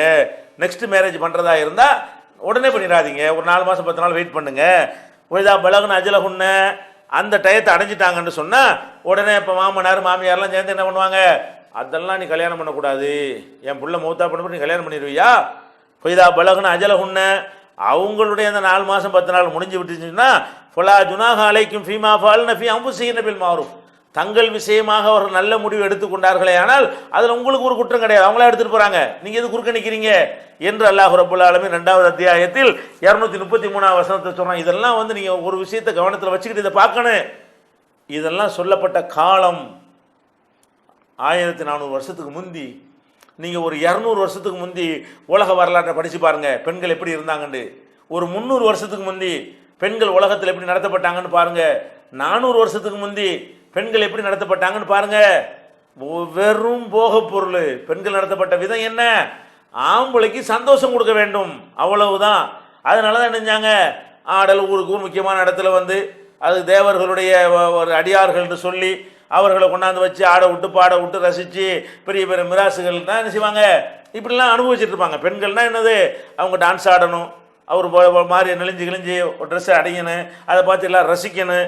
இந்த மாதிரியாகத்தான் பெண்கள் பயன்படுத்தப்பட்டார்களே தவிர இன்னைக்காக நடந்துக்கிட்டு இருக்குது. இன்னைக்கும் கூட என்ன நடக்கிறது, இன்னைக்கு பாருங்க, இஸ்லாம் பெண்களை பர்தா போட்டு போங்க, பர்தாங்கிற வார்த்தையை சொல்லலை, முகம் கையை தவிர மற்றதை மறைச்சிட்டு போங்கன்னு சொல்லுது. இது என்னமோ பெண் உரிமையெல்லாம் பாதிக்கப்படுச்சுன்னு சொல்லி பெரிய கூப்பாடு போடுறாங்க. இதில் என்ன உரிமை பாதிக்கப்பட்டுருச்சு, இந்த மாதிரி புர்கா போட்டுட்டாங்கன்னு சொன்னால் படிக்க முடியாது, படிப்பு ஏறாதா, இந்த கை வழியாக தான் படிப்பெல்லாம் ஏறுதா, தொப்புள் வழியாக தான் சிந்தனைலாம் வேலை செய்யுதா. அட இந்த ட்ரெஸ்ஸுக்கும் படிப்புக்கும் என்ன சம்மந்தம், படிக்கத்தானே உரிமைங்கிறீங்க, அதான் இஸ்லாம் வழங்கி இருக்குத, வாழத்தானே உரிமைங்கிறீங்க, இந்த இதை போட்டால் செத்து போயிடுவீங்களா, வாழ முடியாமல் போயிடுமா. அப்போ அது மாதிரி இல்லாமல் என்ன செய்றீங்க, இந்த மாதிரி ஒரு ஆடையை அணிஞ்சிட்டு போனாங்கன்னு சொன்னால் உரிமையெல்லாம் போச்சுங்கிறாங்க. உண்மையில் யார் உரிமை போயிருக்கு தெரியுமா, யார் கேவலமாக கருதப்படுறாங்க தெரியுமா, யார் மானம் மரியாதை சுயமரியாதை ஒன்றும் இல்லாமல் கருதப்படுறாங்க தெரியுமா, இந்த பொம்பளைகளை லட்சக்கணக்கான ஆயிரக்கணக்கானவர் இப்படி பார்க்கக்கூடாதுலாம் பார்த்து ரசிக்கணும்னு எப்போ வருதோ அந்த இடத்துல இந்த பொம்பளை மனுஷியாக இல்லை. உன்னை மாதிரி சக உணர்வுள்ள ஒரு மனுஷியாக அவள் நீ சித்தரிக்கலை, போக பொருளாக நீ சித்தரிக்கிறாய், ஒரு காட்சி பொருளாக நீ சித்தரிக்கிறாய். அதான இன்னைக்கு சினிமாவில் நடந்து கொண்டிருக்கிறது, அதான கலை நிகழ்ச்சிங்கிற கலாச்சாரங்கிற பேர் நடக்கிறது. எந்த கலாச்சாரத்தை எடுத்துக்கொண்டாலும் பொம்பளையில வரகுறையாக ட்ரெஸ்ஸை பண்ணி விட்டு அவர்களுடைய அவங்க எல்லாம் எடுப்பாக காட்டக்கூடிய வகையில் அவங்கள ஆட விட்டு பார்க்கறது நடக்குதா இல்லையா? இது கண்ணியமா, இது உரிமையா? இதெல்லாம் போட்டால் தான் படிப்பு ஏறுமா, இதெல்லாம் போட்டால் தான் வேலைக்கு போக முடியுமா, இதெல்லாம் போட்டால் தான் சிந்தனை நல்லா ஒர்க் பண்ணுமா? இதுக்கு என்ன சம்மந்தம் இருக்குது? அப்போ இதெல்லாம் போட்டால் தான் ஒருத்த கல்யாணம் பண்ணுவானா? இந்த மாதிரி போட்டால் வேணான்னு கூட போயிடுவான். இந்த மாதிரி அவுத்து போட்டு ஆடுற இதெல்லாம் பார்த்தா ஒருத்தன் பிடிக்குமா ஒருத்தனுக்கு? அப்போ என்ன செய்யணும், நம்மளுக்குன்னு ஒரு கணவன் இருக்கிறான், அவனோட சந்தோஷமா அவன் நமக்காக என்ன செய்யறான், அவன் அர்ப்பணிக்கிறான், அவனுக்காக நம்ம அர்ப்பணிக்கிறோம், நம்ம பொறுப்பை ஏற்றுக்கொள்கிறான், அவன் முன்னாடி அவன் நம்மளை பார்த்து ரசிக்கிற தப்பு கிடையாதுங்க, அவன் நம்ம 2 கலந்து விட்டோம் அப்படிங்கிற அடிப்படையில் ஒருத்தருக்கு அந்த உரிமையை வழங்குறது நியாயம் இருக்கிறது. போகிறவன் வாரவன்லாம் பார்க்குற மாதிரி இடுப்பை காட்டிக்கிட்டு வயிற்ற காட்டிக்கிட்டு இது உரிமையா? எல்லாரும் பார்த்து என்ன செய்யணும், பார்க்காம ரசிக்கிறோம் நின்று வாங்குறீங்களா?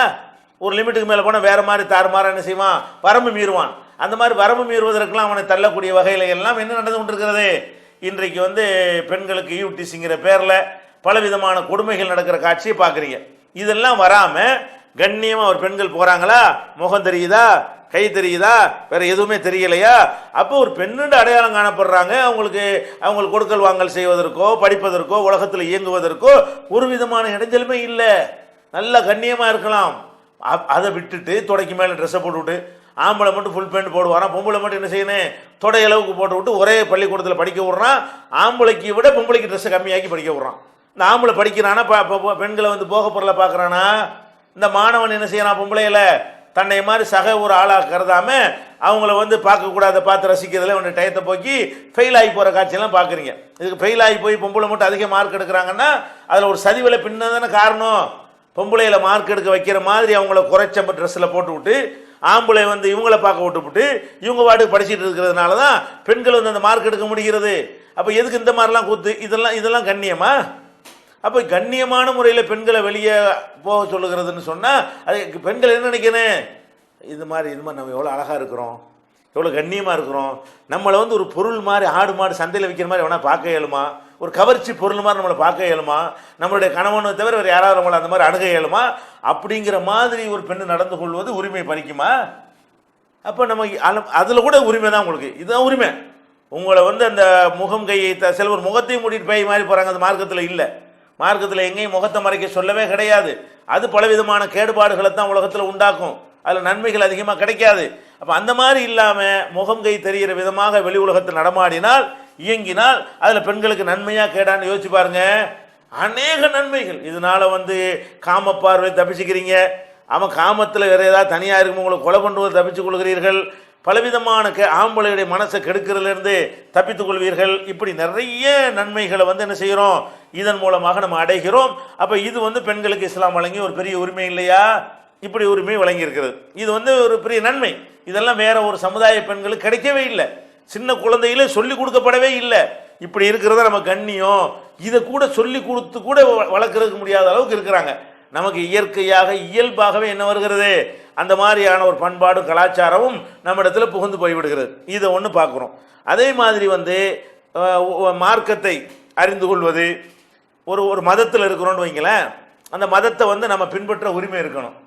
நம்மளுக்கு வந்து இப்போ ஆம்பளை கடவுள் நெருங்குற மாதிரி பெண்களும் கடவுளும் நெருங்க முடியணும். ஆம்பளை கடவுள்கிட்ட பிரார்த்தனை செய்கிற மாதிரி பெண்களும் பிரார்த்தனை செய்யணும். ஆண்கள் வேதங்களை படிக்கிற மாதிரி பெண்களும் வேதங்களை படிக்கணும். ஆண்கள் மக்களுக்கு போதனை செய்கிற மாதிரி பெண்களும் போதனை செய்யணும். இந்த மாதிரிலாம் இருந்தால் தான் அது வந்து ஓரளவுக்கு அவங்கள மனிதர்களாக பாவிக்கணும்னு அர்த்தம். ஆனால் உடல் ரீதியாக அவங்களுடைய சில பிரச்சனைகளுக்காக வேண்டி இந்த மாதவிடாய் மாதிரி நேரத்தில் தொழுகக்கூடாது, இந்த மாதிரியான சில விதிவிலக்கு இருந்தால் அது ஓகே. ஏன்னா அது அந்த சுத்தமாக இருக்கணும், தொழுகைக்கு உடல் சுத்தம் இருக்கணும். அந்த இடத்துல உடல் சுத்தம் இல்லாமல் போய்விடுகிறது. இது ஏற்றுக்கொள்ளக்கூடிய ஒரு காரணமாக இருக்கிறது. ஆனால் இன்றைக்கு நம்ம பார்க்குறோம், பெண்களை வந்து ஆன்மீகத்தில் விரட்டி அடிக்கக்கூடிய சித்தாந்தங்களுக்கு மத்தியில் இஸ்லாம் மட்டும்தான் பெண்களை வந்து ஆன்மீகத்தில் அரவணைக்கக்கூடியதாக இருக்கிறது. எந்த அளவுக்கெல்லாம் இருக்குதுன்னு கேட்டால், ஒருத்தருக்கு ஆன்மீகம் முத்தி போயிடுச்சுன்னு சொன்னால் அவங்க என்ன செய்கிறாங்கன்னா, பொம்பளையில் ரொம்ப கேவலமாகவும் இந்த பொம்பளையில் வந்து ரொம்ப ஒரு அசிங்கமாகவும் திட்டக்கூடிய காட்சியெல்லாம் பார்க்குறோம். இவ்வளோ இந்த பொம்பளை தான் கெடுக்கிறா, பொம்பளை தான் ஆம்பளையெல்லாம் கெடுத்து நாசமாக்குறா அப்படின்னு சொல்லி, இந்த கல்யாணம் பண்ணக்கூடாது, நம்ம வாட்டு துறவா போயிடணும் அப்படின்னு சொல்லி ஒருத்தர் வந்து இந்த மனைவி மக்களோட வாழாமல் அப்படி தனியாக இருந்தார்னு சொன்னால் அவர் சிறந்தவர்னு நினைக்கப்படுறாரு. அப்படின்னு என்ன அர்த்தம்? இந்த பொம்பளையோட வாழ் வந்து கெட்டது. பெண்கள் வந்து மொத்தம் நல்ல ஆளுக்கு கிடையாது. இவன் வந்து இவனுக்கு முடியலைன்னு துறவியா போனால் போய் தொலைய வேண்டியதானே. அதுக்கு என்ன சித்தாந்தத்தை பூசுறாங்க? நாங்கள் போன காரணம் பொம்பளை வந்து மயக்கிடுவா, கடவுள் நிலையங்களை மாற்றிடுவா, இறைவனை நினைக்க முடியாமல் ஆக்கிடுவா. அதாவது ஒரு மனைவியோட குடும்பம் நடத்தினா யாரை மறந்துடுவாங்களாம்? கடவுளை மறந்துடுவாங்களாம், நல்ல நல்ல காரியம் மறந்துடுவாங்களாம், அவ மடியில் இழுத்து நம்மளை போட்டுருவா. இப்படி எல்லாம் காரணம் காட்டி அப்படின்னா என்ன அர்த்தம்? பொம்பளை ஒரு நம்மளை மாதிரி கிடையாது, ஆன்மீகத்துக்கு இடைஞ்சலானவ. அப்போ அவளோட கல்யாணம் பண்ணினாலேயே நீ கெட்டு போயிடுவேன்னா அவள் கடவுள் நெருங்க முடியுமா? அப்போ அவளோட வாழ்றதுனால உனக்கே நெருங்க முடியலைங்கிறிய. அப்படியெல்லாம் சொல்லிக்கிட்டு இருக்கும் பொழுது இஸ்லாம் என்ன பண்ணுது? பொம்பளையில் அப்படி சொல்லாதே, உனக்கு எப்படி இறைவனை நீ அடைவதற்கு எல்லா உரிமைகளும் வழங்கப்பட்டிருக்கிறதோ, உனக்கு எப்படி இறைவன் நெருக்கமானவனாக இருக்கிறானோ அதே மாதிரி தான் பெண்கள் விஷயத்திலும் இருக்கிறான். நபிகள் நாயகம் காலத்தில் சில தோழர்கள் வந்து நாங்கள் கல்யாணமே பண்ண மாட்டோம்னு பேசிக்கொள்கிறார்கள். இது நபிகள் நாயகம் ஸல்லல்லாஹு அலைஹி வஸல்லமுடைய காதில் விழுந்தவன என்ன சொன்னாங்க? இந்த பாரு, ஆன்மீகத்தில் உனக்கு மேலே உள்ளாள்னா உன்னை விட இறைவனை நான் அதிகமாக அஞ்சக்கூடிய ஒரு ஆளு. நீ சொல்றபடி இந்த பொம்பளை சேர்ந்திருந்தா இறையச்சம் போயிரும் இருந்தா நாங்களே என்ன பண்ணிருப்பனா? நீ என்ன சொல்ற? கல்யாணம் பண்ணா இறையச்சம் போயிரும், கடவுளுக்கு ஒன்றும் செய்ய முடியாதுன்னு நீ சொல்ற. உன்னைய விட ஆனா அத்துக்காக்கும் இல்லா, உன்னைய விட அல்லாவுக்கு ரொம்ப பயப்படக்கூடியவன் நான் என்ன பண்ணியிருக்கிறேன்? கல்யாணம் பண்ணியிருக்கிறேன். என்னுடைய இந்த ஃபமன் ரகிபான் சுன்னதி பலைச மின்னி, என்னுடைய வழிமுறை எவனாவது புறக்கணிச்சிங்க அவன் என்னை சேர்ந்தவன் இல்லை. அப்ப இதுல என்ன மெசேஜ் வைக்கிறாங்க? பெண்களோடு வாழ்க்கை நடத்துவது ஆன்மீகத்துக்கு தடை இல்லை, இறையச்சத்துக்கு தடை இல்லைன்னு மட்டுமில்ல, ரொம்ப இறையச்சம் உடையவராக இருந்தால் இந்த வாழ்க்கை நடத்தணும். உன்னை விட அதிக இறையச்சம் உள்ள நான் மனைவியோடு வாழ்க்கை நடத்துகிறேன். அப்ப மனைவியோடு வாழ்க்கை நடத்துறேன் என்ன அர்த்தமாவது? ஒரு மனைவி கணவன் குடும்ப வாழ்க்கையில் ஈடுபடுகிற காரணத்தினால் அவர்களுக்கு இறை நெருக்கத்தை அவர்களை கெடுத்துறாது. இன்னும் சொல்ல போனா இதெல்லாம் இல்லாட்டி தான் கெடுக்கும். கண்ணு முன்னாடி தெரிகிறது. என்ன கண்ணு முன்னாடி தெரிகிறது? கல்யாணம் பண்ணாம நாங்க கடவுளுக்கு எங்களை அர்ப்பணம் பண்ணிக்கிறோம்னு சொல்லக்கூடிய பல மதங்களிலும் இருக்கக்கூடிய இந்த மாதிரி மத குருமார்கள், முஸ்லீம்களா இருந்தாலும் இப்படி ஒருத்தர் இருந்தால் அவனுக்கு தான் நடக்கும். மத குரு போர்வையை பொருத்தி கொண்டு நாங்கள் கல்யாணம் கடவுளுக்காக எங்களை தியாகம் பண்ணிட்டோம்னு சொல்லக்கூடிய பல பேரும் பல சந்தர்ப்பங்களில் பலவிதமான சில்மிசங்களில் ஈடுபட்டு பல முறை மாட்டிக்கொண்டு சிறைச்சாலையில் கம்பி எண்ணி வெளியே பல கூத்துகள் நடந்து கொண்டிருக்கிறது. மக்களால் அடித்து நைய புடைத்து உதைக்கப்படுற காட்சியெல்லாம் பார்க்குறீங்க. அப்போ ஏன் இயற்கைக்கு மாற்றமாக இதை பண்ணுறீங்க? இதுதான் நடக்கான்னு தெரியுதுல. மேலை நாடுகளெல்லாம் அப்படிலாம் சொன்ன இந்த துறவு நிலை ஆண்களுக்கு பெண்களுக்கு திணிச்சாங்களா? அதில் ஏற்பட்ட பலவிதமான அசிங்கங்கள் எல்லாம் வெளியே அந்த போப்பாண்டவர் அவர்களை மன்னிப்பு கேட்குற அளவுக்குலாம் நிலைமை உண்டானது. அப்போ அதில் நம்ம என்ன புரிந்து கொள்ள வேண்டும்? இதெல்லாம் இயற்கைக்கு மாற்றமான பொம்பளையில் அப்படி மட்டப்படுத்தாதீங்க. எப்படி நீங்கள் ஒரு கடவுள் இருக்க பெண்ணு தேவையோ, பெண்ணு கடவுள் இருக்க ஆணும் தேவை. ரெண்டு பேரும் ஒன்றா இணைந்து இருந்தால்தான் இறைவன் என்ன செய்ய முடியும்? நெருங்க முடியும். வேறமா தடமுறலாமல் இருக்க முடியும், தப்பு தண்டா போகாமல் இருக்க முடியும். அப்படிங்கிற வகையில் அந்த மாதிரி இஸ்லாம் என்ன செய்கிறதுனா பெண்களை ஆன்மீகத்துக்கு அவங்க இடைஞ்சல் கிடையாது. அப்போ இந்த கண்ணியத்தை 1400 வருஷத்துக்கு யாருமே கொடுத்தது கிடையாது. பொம்பளைன்னா ஆம்பளைக்கு சந்தோஷம் கொடுத்துட்டு இருக்க வேண்டியதான் பேசாம. எங்களுக்கு ஆடி பாடி மகிழ வைக்க வேண்டிய வேலை மட்டும்தான் உங்களுக்கு இருக்கிறதுன்னு சொல்லுவாங்க. அதில் இஸ்லாம் என்ன பண்ணுகிறது? அதை தடை செய்கிறது. அதே மாதிரி ஆன்மீகத்தில் உள்ளது என்ன? வணக்க வழிபாடுகள். எப்படி ஆண்களுக்கு 5 நேர தொழுகை இருக்கிறதோ அதே மாதிரி பெண்களுக்கு இருக்கிறது. வேற எங்கே போய் பார்த்தாலும் கூட ஆண்களை விட பெண்களுக்கு இந்த வழிபாட்டில் வித்தியாசங்கள் இருக்கிறத பார்க்கலாம். இது இஸ்லாத்தை பொறுத்த வரைக்கும் அந்த மாதவிடாய்ங்கிற காரணத்துக்காக வேண்டி தொழுகை நோன்பை அவங்க அந்த நேரத்தில் விட்டு விடுவார்களே தவிர மற்றபடி ஆண்களைப் போலவே தொழுகலாம், ஆண்களைப் போலவே குரானை ஓதலாம், குரானை சிந்திக்கலாம், மார்க்க அறிவை அறிந்து கொள்ளலாம், மக்களுக்கு எடுத்து சொல்லலாம். இந்த எல்லா விதமான உரிமைகளையும் அன்றைக்கு இஸ்லாம் வழங்கியிருக்குங்க. வேதம் படிக்கக்கூடாது, வேதத்தை பற்றி சொல்லக்கூடாது என்று எல்லாரும் வைத்திருந்த ஒரு காலகட்டத்தில் வேத புத்தகத்தை கையில் கொடுத்து படின்னு சொன்ன ஒரு மார்க்கம் இது இஸ்லாம் மார்க்கம். திருக்குறான்ல அழகாக சொல்லி காட்டுகிறது. 9வது அத்தியாயம் 71வது வசனத்தை எடுத்து பாருங்க. ஒல் மூமினூன ஒல் மூமினாத், அல்லாஹ்வை நம்பி இருக்கக்கூடிய ஆண்களும் அல்லாஹ்வை நம்பின பெண்களும் ரெண்டு பேருமே பாலுஹும் அவுலியாவு பாலின், சிலருக்கு உற்ற நண்பர்களாக இருக்கிறீர்கள். ஆண்கள் பெண்களுக்கு நண்பர்களாக இருக்கிறீர்கள், பெண்கள் பெண்களுக்கு ஆண்களுக்கு நண்பர்களாக இருக்கிறீர்கள். பெண்களில் கூட சில பெண்களுக்கு நண்பர்களாக இருக்கிறீர்கள், ஆண்களில் கூட சில ஆண்களுக்கு நண்பர்களாக இருக்கிறீர்கள். சிலருக்கு நண்பர்களாக இருக்கிறீர்கள். நண்பராக இருக்குன்னு என்ன அர்த்தம்? இந்த நம்ம காலத்து நண்பருங்கிற அந்த நண்பரா? நண்பர்னு சொல்லிட்டு என்ன தனியாக எடுத்து ஓடி போகிற அந்த நண்பரா? அந்த நண்பர் கிடையாது. இது நண்பர் கிடையாது. இது காம இச்சு, இது விபச்சாரத்தை போய் நண்பர்னு சொல்லி திரிகிறார்கள். அது அல்ல. நண்பர்னா என்ன? யஅமுருன பில் மஅரூஃப் வ யன்ஹவுன அனில் முன்கர், நல்லதை ஒருவருக்கு ஒருவர் ஏவுகிறீர்கள், எடுத்து சொல்கிறீர்கள், தீமையான காரியத்தை விட்டு ஒருவர் தடுக்கிறீர்கள். அப்போ ஒரு ஆம்பளை பொம்பளை சமூகத்தில் கலந்து வாழக்கூடிய சமூகத்தில் ஒரு ஆம்பளை தப்பு செய்யறான், பொம்பளை பார்க்குறான்.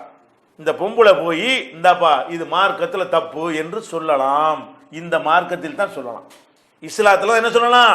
பெண்கள் ஆண்களைப் போலவே ஒரு ஆண் மதுபானம் அருந்துகிறான், புகைப்பிடிக்கிறான், இந்தப்பா புகைப்பிடிக்காத, அது வாப்பாவா இருக்கணும் அண்ணனா இருக்கணும்னு அவசியம் கிடையாது.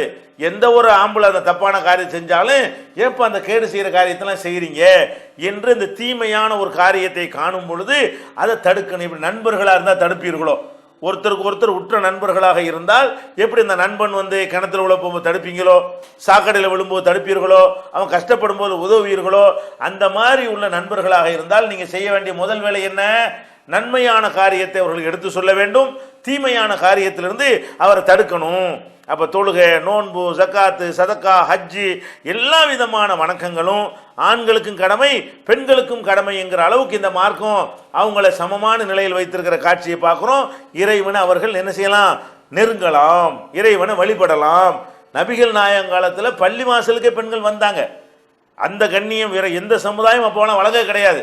இப்போ வேணா நாங்கள் பள்ளியில் நாங்கள் வழிபாட்டு தளத்தில் பெண்களை விடுறோம்னு பெருமையாக சொல்லுவார்கள். ஆனால் நபிகள் நாயகம் காலத்தில் யாருமே பள்ளிக்குள்ள வழிபாட்டு தளத்துக்குள்ள பெண்களை விடவே மாட்டார்கள். அந்த மாதிரியான ஒரு காலகட்டத்தில் நபிகள் நாயகம் ஸல்லல்லாஹு அலைஹி வஸல்லம் அவர்கள் பள்ளி வாசலில் பெண்கள் வரலாம் என்றார்கள். கட்டாயப்படுத்தலை. ஏன்? ஆண்களைப் போல கட்டாயப்படுத்தினா அவங்களுக்கு சிரமமாக போயிடும். புள்ள குட்டி வச்சுருப்பாங்க, பால் கொடுக்க வேண்டியிருக்கும், பலவிதமான உடல் ரீதியான பிரச்சனைகள்லாம் இருக்கிற காரணத்தினால நீங்கள் வீட்டில் தொழுது கொள்ளலாம், பள்ளிவாசலுக்கு வந்தால் உங்களுக்கு உரிமை இருக்கிறது என்று அந்த ஒரு சலுகையை கொடுத்து விட்டு பள்ளிவாசலுக்கு உள்ள உரிமையை அவங்க பறிக்கலை, உரிமையை சேர்த்து வழங்கினார்கள். அப்போ நபிகள் நாயகம் காலத்தில் பெண்கள் பள்ளிக்கு வந்தாங்க, குழந்தையோடு தூக்கிட்டு வந்தாங்க, அது மாதிரி பின்வரிசையில் நின்று தொழுவாங்க, தொழு முடிஞ்சு வேகமாக போயிடுவாங்க என்றெல்லாம் நிறைய ஹதீஸ்களை பார்க்கிறோம். பள்ளிவாசலுக்கு வராதிங்க என்று பெண்களை தடுத்ததாக ஒரே ஒரு ஹதீஸை கூட பார்க்க முடியவில்லை. ஆனால் சமூகத்தில் இன்னைக்கு வழங்காமல் இருக்கிறாங்க. அதனால அது ஒரு கேள்விக்குறியாக மக்களால் ஆக்கப்படுகிறது. ஆனால் இஸ்லாம் அந்த நன்மையை வழங்கி இருக்கிறது. அப்போ பள்ளிவாசலுக்கு என்ன நம்ம நினைச்சு பார்க்கணும், என்னடா இது பொம்பளைன்னா ஒரு மாதிரியா பார்ப்பாங்க எல்லா சமூகத்திலையும். எந்த அளவுக்குனாங்க, பெண்களுக்கு இயற்கையாக மென்சஸ் வந்துடுது, மாதவிடாய் வந்துடுது. மாதவிடாய் நல்லா அவர் ஜாலியாக இருந்தால் ஒன்றா சேர்ந்து எல்லாம் செஞ்சுவிட்டு இந்த மாதவிடாய் நேரம் வந்தோன்னு என்ன பண்ணுவாங்க தெரியுமா? வீட்டுக்குள்ள விட மாட்டாங்க, வெளியே தூக்கி போட்டுருவாங்க. வாசல் ஒரு பாயை போட்டு படுத்துக்க. அப்போ அவள் தொட்டா தீட்டு, பட்டா தீட்டு, பார்த்தா தீட்டு என்கிற அளவுக்கு அந்த பெண்களை அவமானப்படுத்துகிற காட்சியெல்லாம் பார்க்கணும். நபிகள் நாயகம் அவங்க என்ன சொல்லி தர்றாங்க? மாதவிடாய் நேரத்தில் குடும்பத்தில் ஈடுபடாதீங்க. ஒன்றா சேர்ந்து படுத்துக்கிறலாம், தொடலாம், அவங்களை சமைக்கலாம், நீங்கள் சாப்பிடலாம், அவங்க பரிமாறலாம். அந்த மாதிரி வழிபாடு செய்யாதீங்க. தொழுகை போன்ற வழிபாடு தொழுகையை தான் பண்ணக்கூடாது, நோன்பு தான் பண்ணக்கூடாது. இறைவனை துதிக்கிறது, இறைவா அல்லாஹ் அல்லாங்கிறது, சுபஹான் அல்லாங்கிறது, குர்ஆனை அதெல்லாம் செஞ்சு கொள்ளலாம். அப்போ இந்த மாதிரியான 2-3 காரியங்களை தடுத்திருக்கே தவிர மற்றபடி எல்லாரையும் போல வீட்டில் உட்கார்ந்துருக்கலாம். பெண்கள் பிறப்பால் அவங்க பீடை கிடையாது, பிறப்பால் தீட்டு கிடையாது, மாதவிடாய் வந்த காரணத்தினால அவங்க எதையும் தொடக்கூடாதுன்னு கிடையாது. அப்போ ஒரு நபிகள் நாயகம் ஸல்லல்லாஹு அலைஹி வஸல்லம் வந்து ஒரு பாயை எடுத்து கேட்குறாங்க மனைவிட்ட, நான் மாதவிடாயா இருக்கிறேனே, மாதவிடாய் எனக்கு கையிலையா இருக்கு, எடுத்து கொடு அப்படிங்கிறாங்க. எவ்வளோ அறிவுபூர்வமாக நபிகள் நாயகம் ஸல்லல்லாஹு அலைஹி வஸல்லம் அவர்கள் இந்த பெண்கள் உடல் ரீதியாக உங்களுக்கு ஒரு பிரச்சனை இருக்கிறது, அது இயற்கையான ஒரு விஷயம், அதுக்காண்டி ஒதுக்கிடுவீங்களா? அதுக்காண்டி சமூகத்தில் சேர்த்துக்கிற மாட்டீங்களா? அதுக்காண்டி நான் வீட்டை விட்டு அவங்க பொருளை சமைக்க கூட கூடாது, பாத்திரத்தை தொடக்கூட கூடாதுன்னு ஒதுக்கிடுவீங்களா? இதெல்லாம் நடக்கிறது எல்லா உங்களுடைய முஸ்லீம் கிட்டது இல்லை. உங்களுக்கு ஆச்சரியமா இருக்கு நான் சொல்வது, பல சமூகங்கள் இதான் நடக்கிறது. நபிகள் நாயகம் ஸல்லல்லாஹு அலைஹி வஸல்லம் அவர்கள் அவங்க மனைவியோட மாதவிடாய் இருக்கிற நேரத்தில் சேர்ந்து இருப்பார்கள். அவங்க வாய் வச்சு குடிச்சதை இவங்க குடிப்பாங்க, அவங்க கடிச்ச இறைச்சி எடுத்து இவங்க வைத்து கடிப்பாங்க. இந்த மாதிரி தான் நபிகள் நாயகம் ஸல்லல்லாஹு அலைஹி வஸல்லம் அவர்கள் பெண்கள் நடத்தியிருக்கிறாங்க. இது எவ்வளோ பெரிய கண்ணி, எவ்வளோ பெரிய மரியாதை. இந்த மாதிரியான ஒரு நிலைமையெல்லாம் இந்த மார்க்கம் அவர்கள் வழங்கி இருக்கிறது. அப்போ என்ன அர்த்தம்? பெண்களுக்கு வந்து வழிபாட்டுற உரிமை இருக்கிறது, கடவுள் நெருங்குற உரிமை இருக்கிறது. அதுபோக பெண்களுக்கு ஆண்களுக்கெல்லாம் இல்லாத ஒரு கூடுதலான ஒரு உபரியான ஒரு உரிமை தந்திருக்கிறது. என்ன உரிமை? பொம்பளைன்னு என்ன செய்வாங்க, எதாக இருந்தாலும் அவதூறு சொல்லி கிளப்பிடுறது. ஒரு பொம்பளை பிடிக்கலன்னு வைங்களேன், இந்த அவனோட போனான் இவனோட போனான்றது, இந்த மாதிரி அடிச்சு விடுறது. இஸ்லாம் என்ன செய்ய தெரியுமா? பெண்கள் மேலே எவனாவது அவதூறு சொன்னீங்க, 4 சாட்சியோட தப்பு நடந்தான்னு பார்த்து 4 சாட்சியோட நிப்பாட்டனே, இல்லைன்னு சொன்னால் அவங்களுக்கு வந்து 80 கசையடி கொடுக்கணும். 80 கசையடி மட்டும் கிடையாது, அதுக்கு பிந்தி அவனை எந்த விஷயத்திலையும் சாட்சியாக ஒப்புக்கொள்ளக்கூடாது என்று இஸ்லாம் வந்து 24வது சூறாவில் 4வது வசனத்தில் சொல்கிறது. வல்லதீன யர்மூனல் முஹ்சனாத், கற்பொழுக்கம் உள்ள பெண்கள் மீது யார் பழி சுமத்தி சும்மலம் யஅதூபி அர்பாத்தி சுஹதா 4 சாட்சிகளை கொண்டு வரவில்லையோ ஃபஜ்லிதுஹும் சமானின ஜல்தா 80 கசையடி கொடுங்கள், வலா தக்பலு லஹும் ஷஹாதத்தன் அபதா, ஒருபோதும் அவங்களுடைய சாட்சியத்தை ஏற்றுக்கொள்ளாதீர்கள் என்று 24:4 சொல்லப்படுகிறது. இப்படி பெண்களுக்கு வந்துங்க முஸ்லீம் குடும்பத்தில் பெண்ணாக பிறந்தவர்கள் வேற எந்த சமூகத்திலும் இல்லாத உரிமை அந்தஸ்து நீங்கள் அடைகிறீங்க. உள்ளுக்குள்ள வேற யாருக்கு வேற சமூகங்களில் எப்படி அவங்க நடத்தப்படுறாங்கன்னு உங்களுக்கு தெரியாது. உங்களுக்கு வெளியே